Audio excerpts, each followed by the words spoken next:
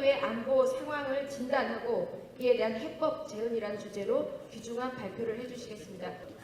먼저 제가 보기에는 지금 이번에 이제 북한의 핵 위기가 저는 3차 위기라고 이렇게 우선 성격 규정을 하고 싶습니다. 왜냐하면 잘 아시다시피 1차 위기는 이제 93년도에 북한이 처음으로 NPT 탈퇴하면서 생겼고, 또 2차 위기는 이제 북한에서 고농도 농축 우라늄을 2002년도에 우리 미국 정보 당국에서 파악을 해가지고 북한의 의혹을 제기하면서 다시 NPT 탈퇴를 하게 됩니다. 그것이 이제 2차 위기고, 이번은 이제 6차 핵실험을 통해서 사실상 수소폭탄을 말하자면 제조할 수 있는 능력까지도 상당 부분 갖췄다, 이렇게 판단을 하고 이 관련 대응 조치를 취하는 것이 맞지 않을까, 이런 측면에서 과거 5차례에 걸쳐서 한 핵실험과는 성격을 달리한다.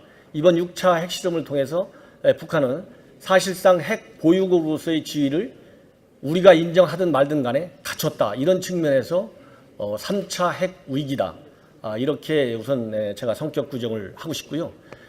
이러한 그 3차 핵 위기를 통해서 한반도에서 이제 군사적인 측면에서 본다면 이 전략적 균형이 확실하게 그리고 분명하게 깨졌다.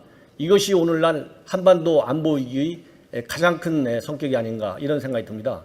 그다음에 두 번째로서 이제 이번 한반도 위기가 그 어느 때보다도 엄중한 이유 중에 하나는 미중 간의 패권 경쟁의 성격과 그 강도가 그 어느 때보다도 굉장히 강하게 현재 진행되고 있고, 이러한 그 미중 간의 세력 경쟁, 패권 경쟁은 앞으로 상당 기간 계속될 수밖에 없는 그런 경향성을 가지고 있는 측면에서 우리 한반도 위기가 또 하나 이제 중요한 것이고요. 세 번째 마지막으로 이 한반도 위기 고조의 가장 큰 원인 중에 또 하나는 북한의 핵 문제와 관련해서 우리 한국 정부의 어떤 정보 실패, 이것이 한반도에서의 어떤 안보 위기의 하나의 그 촉발 요인으로 지적하지 않을 수 없습니다. 특히 이런 정보 실패와 관련해 가지고 최근에 들어서 어떤 정보의 왜곡화 현상, 그 여러 의원님들 잘 아시다시피 정보의 어떤 정치화, 이런 그 시도가 일부이긴 하지만은 이 엄중한 그 안보 위기 상황에서 산발적으로 우리가 볼 수 있는 점이 또 하나의 새로운 위기 요인이 되고 있다, 이런 이제 말씀을 드리고 싶습니다. 그러면은 이런 한반도 정말 엄중한 안보 위기 속에서 어떠한 해법을 갖고 우리가 추진해야 되느냐?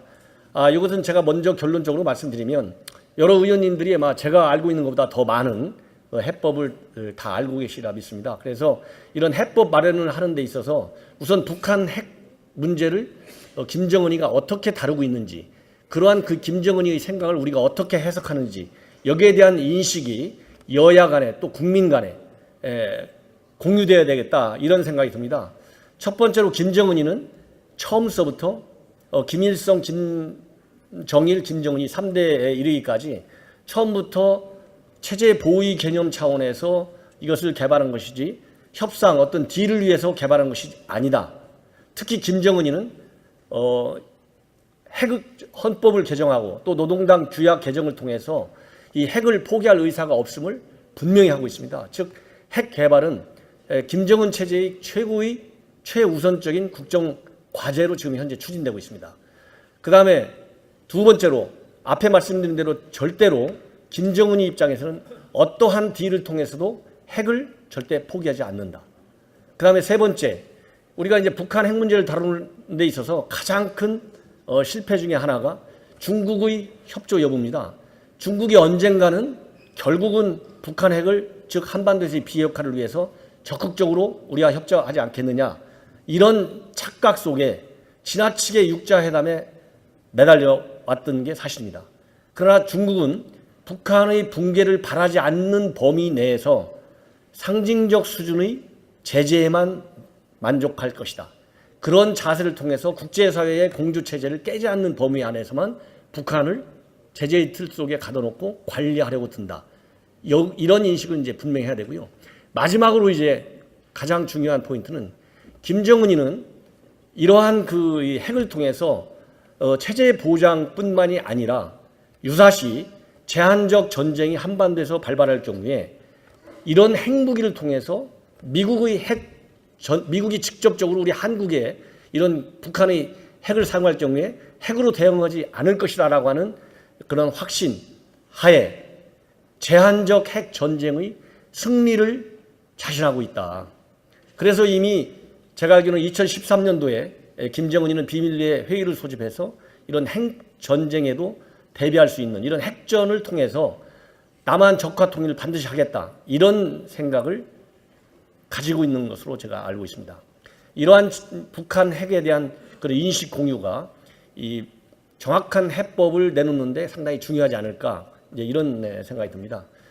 그래서 이제 이 해법으로서는 군사적인 해법과 비군사적인 해법으로 양분할 수가 있는데 군사적인 해법은 여러분들 잘 아시다시피 이제 선제 타격이라든가 예방 타격, 그 다음에 이제 그런 것이 이제 우선 기초가 되는데 제가 보기에는 이제 예방 타격이라고 하는 것은 이미 북한이 핵을 가지고 있고 실전 배치만 남아 있는 단계에 와 있기 때문에 예방 타격의 시기는 이미 놓치고 있다. 그러면 이제 선제 타격이 남아 있는데 선제 타격의 전제 조건은 북한의 핵무기 공격 징후가 임박해야 되거든요. 그러니까 북한의 핵 공격이 분명하고도 클리어하고 프레젠트 현존해야 되는 실체적 위협이어야 됩니다. 이 두 가지를 파악을 해야만이 선제 타격이 가능하나 이 선제 타격은 선제 타격의 목표 설정에 있어서도 우리가 현재 한미연합 정보와 자산을 가지고 충분하게 파악하기가 어렵고 또 선제 타격을 할 경우에는 확전을 방지할 수 있는 별다른 그런 추가 조치가 상당히 어렵다는 측면에서 사실상 실효성이 제한되어 있다고 저는 봅니다. 그러면 왜 선제 타격이라든가 군사적 옵션에 대해서 우리 정부가 어떤 입장을 취해야 되느냐? 지금 이런 선제 타격과 같은 군사적인 옵션이 사실상 대북 압박 카드로서의 어떤 실효성을 상실하게 된 가장 큰 이유 중에 하나는 제가 보기에는 미국에서는 군사적인 옵션을 오픈 카드로 계속 공개하고 있는데 우리 정부가 절대 전쟁은 안 된다. 이렇게 너무나 명명백백하게 하고 있기 때문에 김정은의 입장에서는 이런 외교적 압박 카드로서의 이 선제 타격 옵션이 전혀 영향력을 보여주지 못하고 있는 현재 아쉬운 한계점에 와 있습니다. 그러면 이제 비군사적인 그 수단으로서는 제가 보기에는 이제 다른 여러 가지 방법이 있겠습니다만은 가장 중요한 것은 레짐 체인지라고 생각이 됩니다.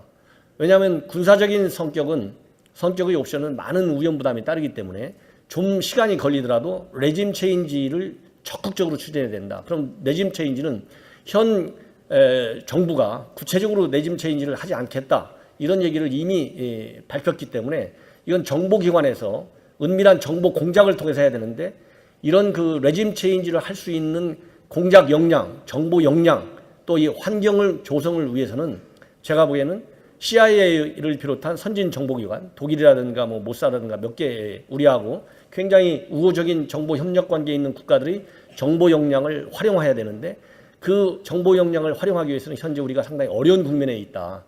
왜냐하면 여러분들께서 잘 아시다시피 현재 국정원은 적폐 청산 차원에서 상당한 수준의 개혁에 지금 현재 돌입해 있습니다. 그래서 이 해외 정보기관과 이런 아주 민감한 그 레짐 체인지와 같은 정보 공작을 위해서는 우리 한국 국정원의 정보 역량이 상당 수준 높아져야 되고 또 정보 역량을 제고할 수 있는 그런 그 조직과 이 국민적 지지 기반을 확보하고 있다는 것을 보여줘야 되는데 그러한 것이 현재 상당히 어렵지 않느냐 제가 판단하기에는. 그래서 이 적폐 청산을 최대한도 빨리 마치고 또 조직 개편도 빨리 마쳐가지고 국정원이 그런 미국 특히 CIA와 같은 그런 유수 선진 정보기관으로부터 상당한 정보 역량을 가지고 있고 또 전문 정보 역량을 키울 수 있는 자세와 의지가 있다.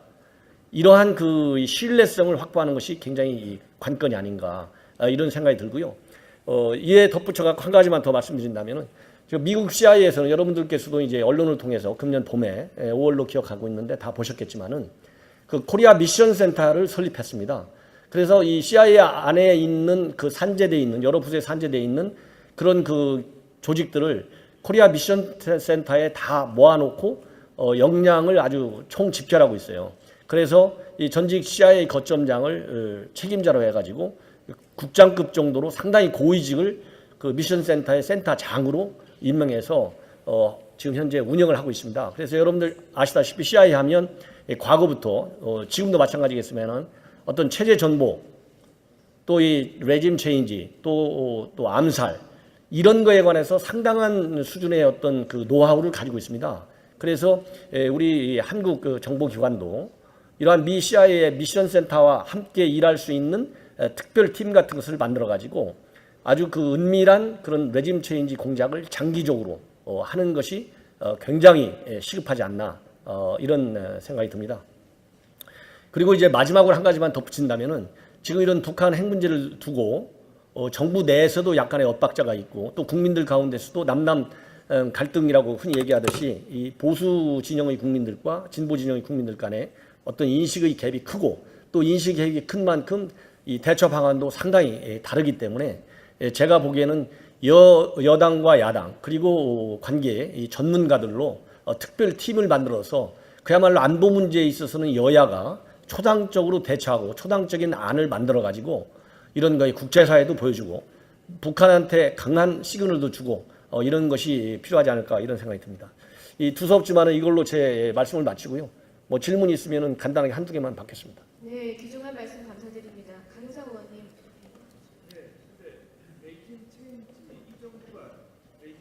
저희가 걱정하는 것은 이 정부가 레이징 체인지 의지가 있냐 하는 거죠.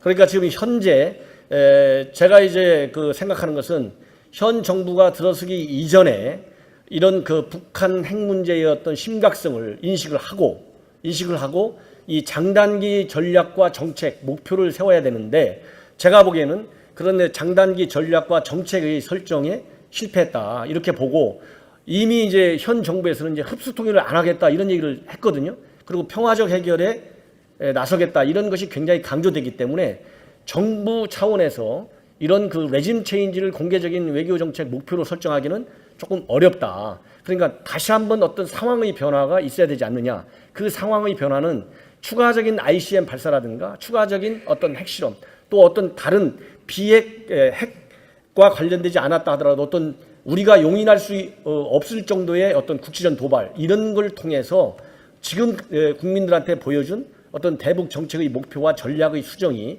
필요하지 않나. 그것이 없이 한미 동맹 체제를 강화하고 한미 간의 어떤 일관된 대북 전략을 추진하기에는 우리 역량의 손실도 상당히 크고 앞으로 동맹 차원에서의 어떤 그 공조 체제가 이 강력하게 전개되는데 어려움이 있다 이렇게 생각됩니다. 왜냐하면은 앞에 말씀드린 대로 우리 위기가 워낙 심대하기 때문에 이러한 위기 속에서는 이런 그 동맹 체제가 동맹이라고 하는 것은 전쟁에 대비하기 위해서 동맹을 만든 것입니다. 그냥 외교적으로 너하고 나하고 친하게 지내자 이래서 동맹을 만드는 게 아니거든요. 동맹의 유일한 목적은 전쟁 발발 시 내가 전쟁 말하자면 침공을 받은 거고 똑같이 너도 같이 싸운다 이거거든요. 그렇기 때문에 이런 동맹 체제가 이 전략적 협력 관계라고 하는 이 관계보다는 훨씬 상위 개념입니다. 바꿀 수 없는. 그렇기 때문에 지금 그 강 의원님께서 말씀하신 대로 그런 정책 수정을 할 수 있는 어떤 상황이 왔을 때는 주저없이 분명하게 밝히는 것이 우리 대북 정책과 전략, 특히 한미 공조 체제의 효율성을 위해서도 반드시 필요하다 저는 그렇게 봅니다. 그것보다도 저희 지금 그 국정원이 말이죠. 정보 역량이라든가 또 공장 역량이 지금 거의 붕괴 수준 아닙니까? 우리 그런 그 국정원 보고 우리 CIA가 미 CIA가 우리하고 협력을 한다. 가능하겠습니까? 우리 국정원에 대한 그 불신이 상당할 텐데요. 어떻게 보십니까? 예, 그래서 저도 이제 그런 점이 우려가 됐는데요. 솔직히 말씀드리면 그렇기 때문에 제가 아까 말씀드린 대로 이 조직 개편과 적폐 청산 활동이 빨리 끝내야 된다. 지금 이 한반도의 위기가 제가 보기에는 유사일에 가장 크다. 왜냐하면 과거에 한반도 안보 위기는 핵이 없었습니다. 핵이. 근데 지금은 이제 핵이 있거든요. 그렇기 때문에 과거 어느 시기의 위기보다도 굉장히 엄중하고 또 우리가 다룰 수 있는 어떤 수단에도 상당한 제약이 따르기 때문에 적폐 청산이라든가 무슨 뭐 조직 개편이라든가 이런 거는 이런 안보 위기에 비해서 말하자면 국내 정치적 차원에서 논의되고 현재 진행되고 있기 때문에 이런 것을 빨리 마치지 않는 한 지금 의원님께서 말씀하신 대로 우리의 어떤 정보 역량과 우리 정보기관의 어떤 신뢰를 가지고 정보 협력을 하기에는 상당한 어려움이 따를 것이다 이렇게 제가 보기에는 그렇게 봅니다 저는. 우리가 걱정하는 문재인 특보라든지 죄송합니다. 문정인 특보라든지 이런 발언들을 보면 이 핵무기는 미국 간의 문제이고 미국 간이 협상을 해야 되고 그렇다면 북한 체제를 인정하고 그리고 미국 간의 어떤 협상을 오히려 지금 기다리고 있는 이런 상황으로 지금 가고 있는 그런 게 걱정이 되는 거죠. 그래서 우리 남한의 이 자유수호하는 국민들 입장에서는 이게 자칫 이게 원랑의 길로 가는 것 아니냐라는 게 지금 뭐 배넌이라든지 무슨 뭐 여러 키신저의 여러 가지 뭐 주한미군 철수 이런 문제도 나오지 않습니까? 그러니까 이런 이 정부의 대북관 앞으로 이 한반도를 끌고 가려는 생각이 뭔지 그리고 우리 자유한국당이 이걸 어떻게 막아야 되는지 거기에 대해서 좀 말씀해 주십시오. 제가 이제 말씀드린 대로 우리 현 정부의 어떤 대북 정책 또 이 대미 외교, 대중 외교 이런 것은 제가 보기에는 이제 북한 핵 실상에 대한 북한 핵의 엄중성에 대한 그리고 북한의 의도에 대한 판단에 조금 판단력이 좀 약했다 이런 생각이 들고요.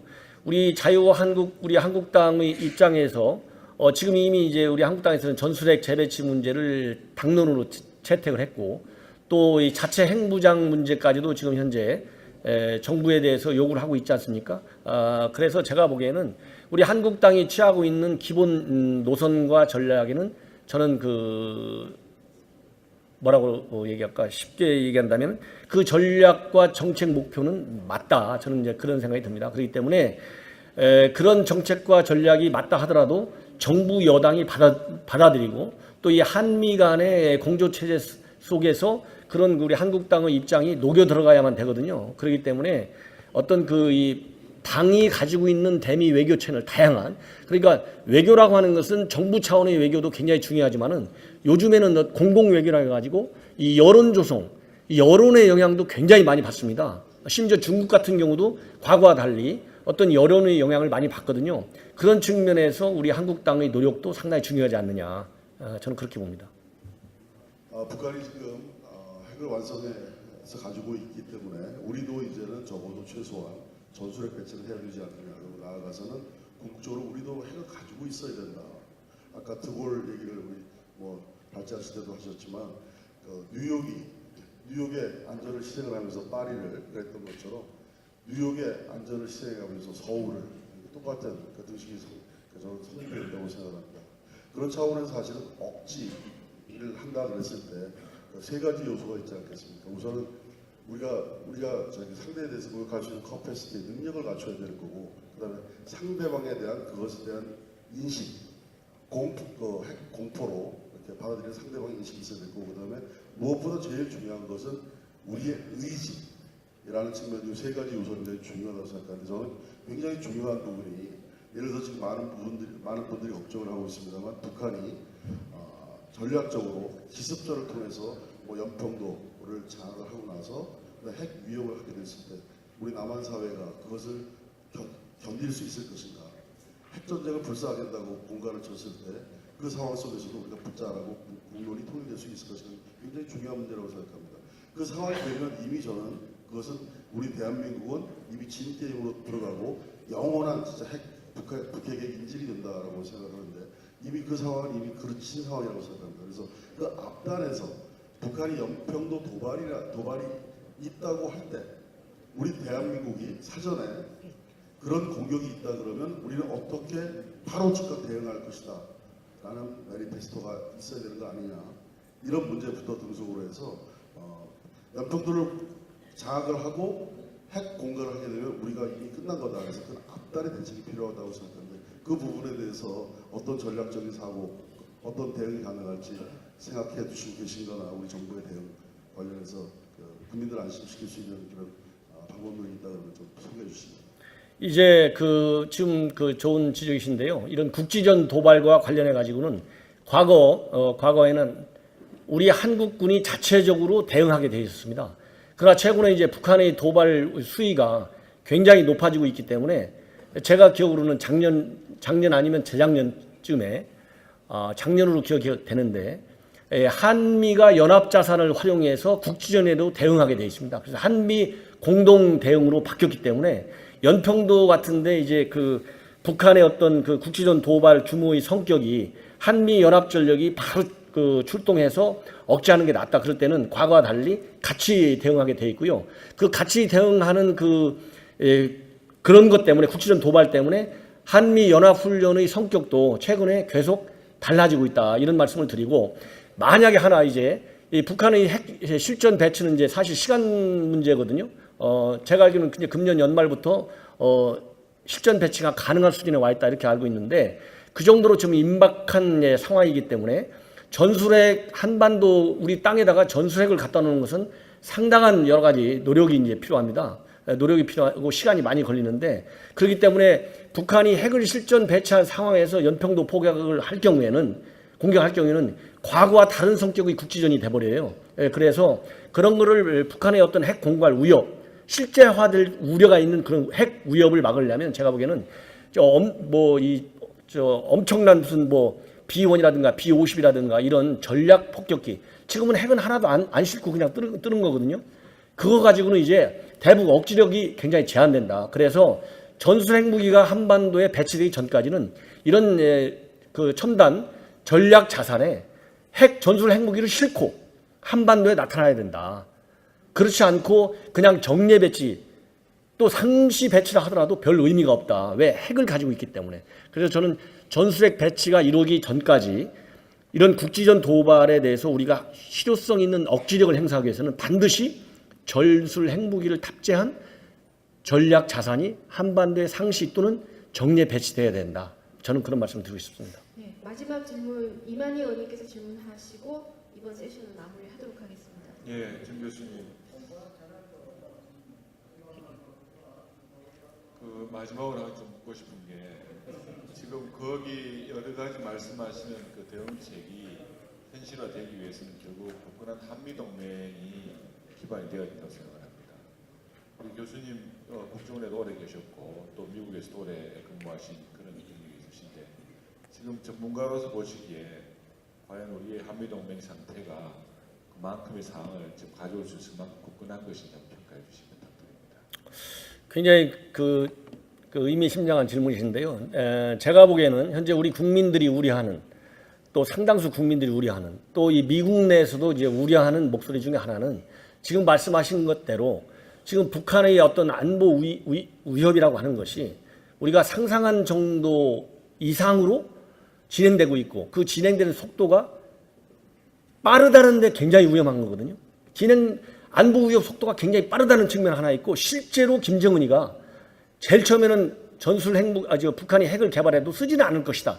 이런 게 압도적으로 우위했었어요. 쓸 수 있다는 건 10%도 안 됐습니다. 그러나 최근에 들어서 북한의 핵무기가 고도화되는 속도가 빨라지면서 2년 전에 미국 안에 있는 싱크탱크 전문가들이 김정은이가 실제로 핵 버튼을 누를 수 있다. 이렇게 생각하는 전문가층이 늘어나면서 그게 제가 보기에는 한 20%에서 30% 정도로 높아졌습니다.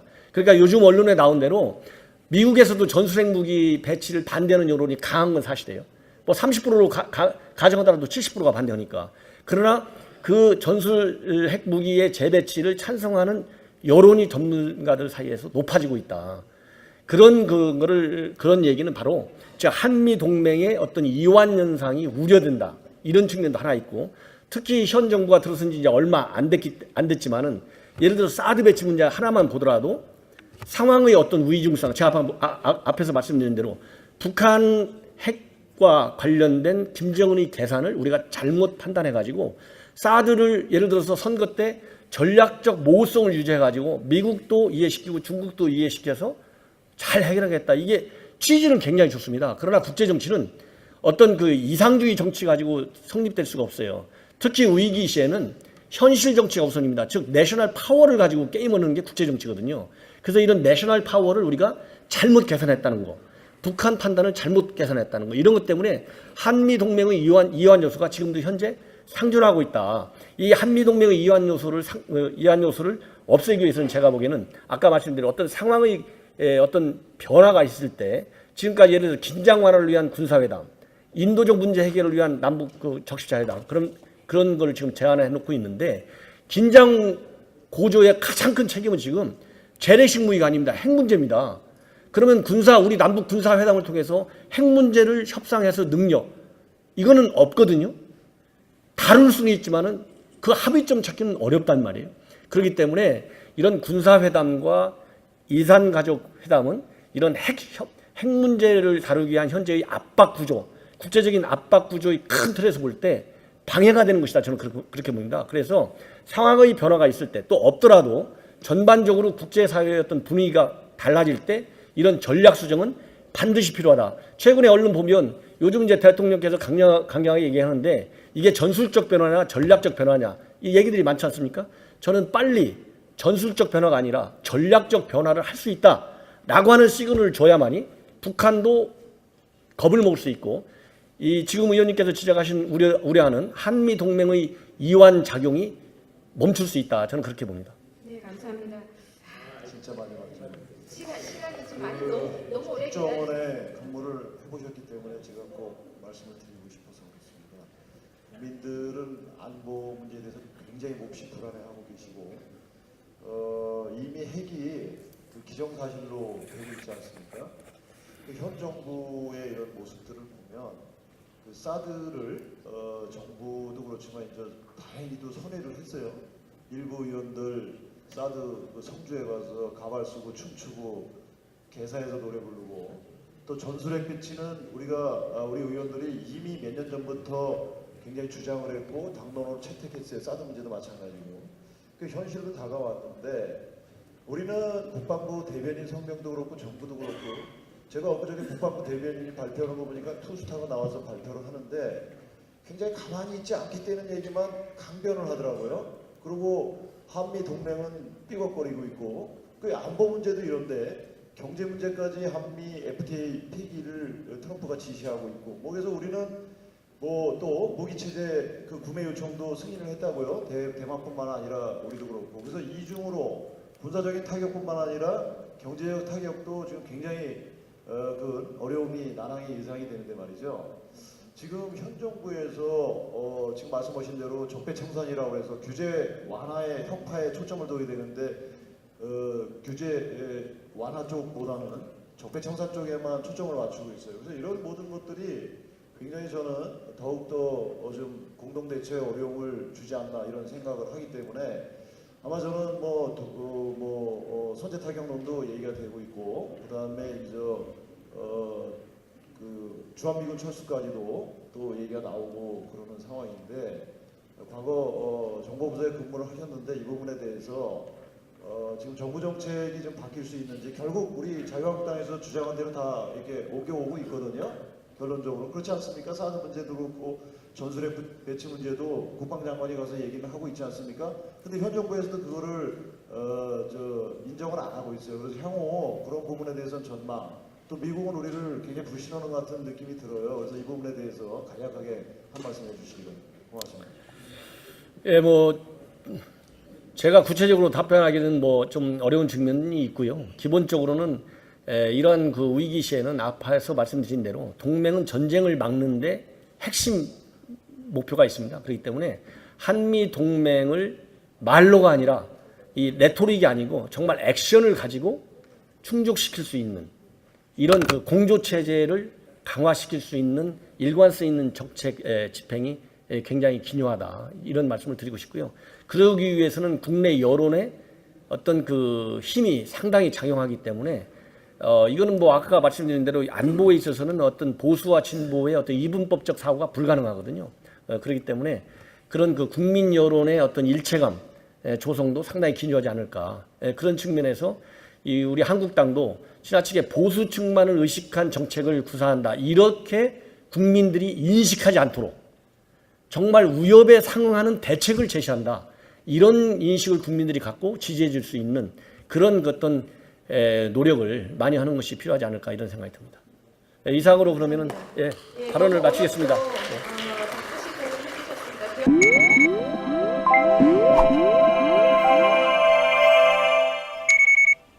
최근 한반도의 안보 상황을 진단하고 이에 대한 해법 제언이라 대응이라는 주제로 귀중한 발표를 해주시겠습니다.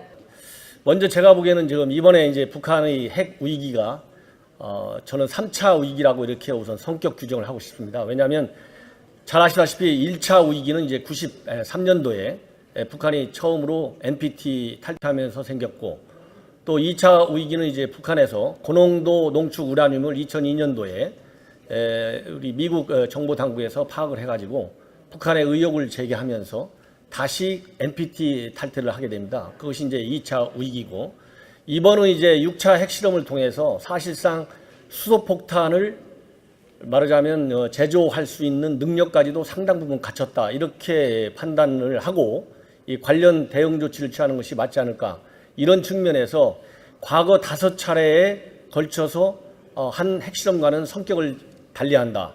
이번 6차 핵실험을 통해서 북한은 사실상 핵 보유국으로서의 지위를 우리가 인정하든 말든 간에 갖췄다, 이런 측면에서 3차 핵 위기다, 이렇게 우선 제가 성격 규정을 하고 싶고요. 이러한 그 3차 핵 위기를 통해서 한반도에서 이제 군사적인 측면에서 본다면 이 전략적 균형이 확실하게 그리고 분명하게 깨졌다. 이것이 오늘날 한반도 안보 위기의 가장 큰 성격이 아닌가, 이런 생각이 듭니다. 그다음에 두 번째로서 이제 이번 한반도 위기가 그 어느 때보다도 엄중한 이유 중에 하나는 미중 간의 패권 경쟁의 성격과 그 강도가 그 어느 때보다도 굉장히 강하게 현재 진행되고 있고, 이러한 그 미중 간의 세력 경쟁, 패권 경쟁은 앞으로 상당 기간 계속 될 수밖에 없는 그런 경향성을 가지고 있는 측면에서 우리 한반도 위기가 또 하나 이제 중요한 것이고요. 세 번째 마지막으로 이 한반도 위기 고조의 가장 큰 원인 중에 또 하나는 북한의 핵 문제와 관련해서 우리 한국 정부의 어떤 정보 실패, 이것이 한반도에서의 어떤 안보 위기의 하나의 그 총 범위 내에서 상징적 수준의 제재에만 만족할 것이다. 그런 자세를 통해서 국제사회의 공주체제를 깨지 않는 범위 안에서만 북한을 제재의 틀 속에 가둬놓고 관리하려고 든다. 이런 인식은 이제 분명히 해야 되고요. 마지막으로 이제 가장 중요한 포인트는 김정은이는 이러한 그 핵을 통해서 체제 보장뿐만이 아니라 유사시 제한적 전쟁이 한반도에서 발발할 경우에 이런 핵무기를 통해서 미국이 직접적으로 우리 한국에 이런 북한의 핵을 사용할 경우에 핵으로 대응하지 않을 것이라고 하는 그런 확신 하에 제한적 핵 전쟁의 승리를 자신하고 있다. 그래서 이미 제가 알기로는 2013년도에 김정은이는 비밀리에 회의를 소집해서 이런 핵 전쟁에도 대비할 수 있는 이런 핵전을 통해서 남한 적화 통일을 반드시 하겠다, 이런 생각을 가지고 있는 것으로 제가 알고 있습니다. 이러한 북한 핵에 대한 그런 인식 공유가 이 정확한 해법을 내놓는데 상당히 중요하지 않을까, 이제 이런 생각이 듭니다. 그래서 이제 이 해법으로서는 군사적인 해법과 비군사적인 해법으로 양분할 수가 있는데, 군사적인 해법은 여러분들 잘 아시다시피 이제 선제 타격이라든가 예방 타격, 그 다음에 이제 그런 것이 이제 우선 기초가 되는데, 제가 보기에는 이제 예방 타격이라고 하는 것은 이미 북한이 핵을 가지고 있고 실전 배치만 남아 있는 단계에 와 있기 때문에 예방 타격의 시기는 이미 놓치고 있다. 그러면 이제 선제 타격이 남아 있는데, 선제 타격의 전제 조건은 북한의 핵무기 공격 징후가 임박해야 되거든요. 그러니까 북한의 핵 공격이 분명하고도 클리어하고 프레젠트, 현존해야 되는 실체적 위협이어야 됩니다. 이 두 가지를 파악을 해야만이 선제 타격이 가능하나, 이 선제 타격은 선제 타격의 목표 설정에 있어서도 우리가 현재 한미연합 정보와 자산을 가지고 충분하게 파악하기가 어렵고, 또 선제 타격이 현재 상당히 어렵지 않느냐, 제가 판단하기에는. 그래서 이 적폐 청산을 최대한도 빨리 마치고, 또 조직 개편도 빨리 마쳐가지고 국정원이 그런 미국 특히 CIA와 같은 그런 유수 선진 정보기관으로부터 상당한 정보 역량을 가지고 있고, 또 전문 정보 역량을 키울 수 있는 자세와 의지가 있다. 이러한 그 신뢰성을 확보하는 것이 굉장히 관건이 아닌가, 이런 생각이 들고요. 이에 덧붙여서 한 가지만 더 말씀드린다면은, 지금 미국 CIA에서는 여러분들께서도 이제 언론을 통해서 금년 봄에 5월로 기억하고 있는데 다 보셨겠지만은 그 코리아 미션 센터를 설립했습니다. 그래서 이 CIA 안에 있는 그 산재되어 있는 여러 부서에 산재되어 있는 그런 그 조직들을 코리아 미션 센터에 다 모아놓고 역량을 아주 총집결하고 있어요. 그래서 이 전직 CIA 거점장을 책임자로 해가지고 국장급 정도로 상당히 고위직을 그 미션 센터의 센터장으로 임명해서 지금 현재 운영을 하고 있습니다. 그래서 여러분들 아시다시피 CIA 하면 과거부터 지금도 마찬가지겠지만은 어떤 체제 전복, 또 이 레짐 체인지, 또 암살 이런 거에 관해서 상당한 수준의 어떤 그 노하우를 가지고 있습니다. 그래서 우리 한국 그 정보기관도 이러한 미 CIA의 미션 센터와 함께 일할 수 있는 특별팀 같은 것을 만들어 가지고 아주 그 은밀한 그런 레짐 체인지 공작을 장기적으로 하는 것이 굉장히 시급하지 않나 이런 생각이 듭니다. 그리고 이제 마지막으로 한 가지만 덧붙인다면은 지금 이런 북한 핵 문제를 두고 정부 내에서도 약간의 엇박자가 있고 또 국민들 가운데서도 남남 갈등이라고 흔히 얘기하듯이 이 보수 진영의 국민들과 진보 진영의 국민들 간에 어떤 인식의 갭이 크고 또 인식 갭이 큰 만큼 이 대처 방안도 상당히 다르기 때문에 제가 보기에는 여당과 야당 그리고 관계 이 전문가들로 특별 팀을 만들어서 그야말로 안보 문제에 있어서는 여야가 초당적으로 대처하고 초당적인 폭발 요인으로 지적하지 않을 수 없습니다. 특히 이런 정보 실패와 관련해 가지고 최근에 들어서 어떤 정보의 왜곡화 현상, 그 여러 의원님들 잘 아시다시피 정보의 어떤 정치화 이런 그 시도가 일부이긴 하지만은 이 엄중한 그 안보 위기 상황에서 산발적으로 우리가 볼 수 있는 점이 또 하나의 새로운 위기 요인이 되고 있다. 이런 이제 말씀을 드리고 싶습니다. 그러면은 이런 한반도 정말 엄중한 안보 위기 속에서 어떠한 해법을 갖고 우리가 추진해야 되느냐? 이것은 제가 먼저 결론적으로 말씀드리면 여러 의원님들이 아마 제가 알고 있는 것보다 더 많은 해법을 다 알고 계시리라 믿습니다. 그래서 이런 해법 마련을 하는 데 있어서 우선 북한 핵 문제를 김정은이가 어떻게 다루고 있는지 그러한 그 김정은이의 생각을 우리가 어떻게 해석하는지 여기에 대한 인식이 여야 간에 또 국민 간에 공유되어야 되겠다 이런 생각이 듭니다. 첫 번째로 김정은이는 처음서부터 김일성, 김정일, 김정은이 3대에 이르기까지 처음부터 체제 보위 개념 차원에서 이것을 개발한 것이지 협상 어떤 딜을 위해서 개발한 것이 아니다. 특히 김정은이는 핵 헌법을 개정하고 또 노동당 규약 개정을 통해서 이 핵을 포기할 의사가 없음을 분명히 하고 있습니다. 즉 핵 개발은 김정은 체제의 최우선적인 국정 과제로 지금 현재 추진되고 있습니다. 그 다음에 두 번째로 앞에 말씀드린 대로 절대로 김정은이 입장에서는 어떠한 딜을 통해서도 핵을 절대 포기하지 않는다. 그 다음에 세 번째, 우리가 이제 북한 핵 문제를 다루는 데 있어서 가장 큰 실패 중에 하나가 중국의 협조 여부입니다. 중국이 언젠가는 결국은 북한 핵을 즉 한반도에서의 비핵화를 위해서 적극적으로 우리와 협조하지 않겠느냐 이런 착각 속에 지나치게 육자회담에 매달려 왔던 게 사실입니다. 그러나 중국은 북한의 붕괴를 바라지 않는 타격을 할 경우에는 확전을 방지할 수 있는 별다른 그런 추가 조치가 상당히 어렵다는 측면에서 사실상 실효성이 제한되어 있다고 저는 봅니다. 그러면 왜 선제 타격이라든가 군사적 옵션에 대해서 우리 정부가 어떤 입장을 취해야 되느냐? 지금 이런 선제 타격과 같은 군사적인 옵션이 사실상 대북 압박 카드로서의 어떤 실효성을 상실하게 된 가장 큰 이유 중에 하나는 제가 보기에는 미국에서는 군사적인 옵션을 오픈 카드로 계속 공개하고 있는데 우리 정부가 절대 전쟁은 안 된다. 이렇게 너무나 명명백백하게 하고 있기 때문에 김정은이 입장에서는 이런 외교적 압박 카드로서의 이 선제 타격 옵션이 전혀 영향력을 보여주지 못하고 있는 현재 아쉬운 한계점에 와 있습니다. 그러면 이제 비군사적인 그 수단으로서는 제가 보기에는 이제 다른 여러 가지 방법이 있겠습니다만은 가장 중요한 것은 레짐 체인지라고 생각이 됩니다.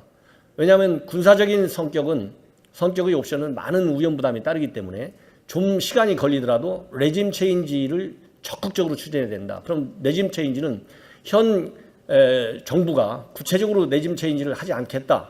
이런 얘기를 이미 밝혔기 때문에 이건 정보기관에서 은밀한 정보 공작을 통해서 해야 되는데 이런 그 레짐 체인지를 할 수 있는 공작 역량, 정보 역량, 또 이 환경을 조성을 위해서는 제가 보기에는 CIA를 비롯한 선진 정보기관, 독일이라든가 뭐 모사라든가 몇 개 우리하고 굉장히 우호적인 정보 협력 관계에 있는 국가들이 정보 역량을 활용해야 되는데 그 정보 역량을 활용하기 위해서는 현재 우리가 상당히 어려운 국면에 있다. 왜냐하면 여러분들께서 잘 아시다시피 현재 국정원은 적폐청산 차원에서 상당한 수준의 개혁에 지금 현재 돌입해 있습니다. 그래서 이 해외 정보기관과 이런 아주 민감한 그 레짐 체인지와 같은 정보 공작을 위해서는 우리 한국 국정원의 정보 역량이 상당 수준 높아져야 되고 또 정보 역량을 제고할 수 있는 그런 그 조직과 이 국민적 지지 기반을 확보하고 있다는 것을 보여줘야 되는데 그러한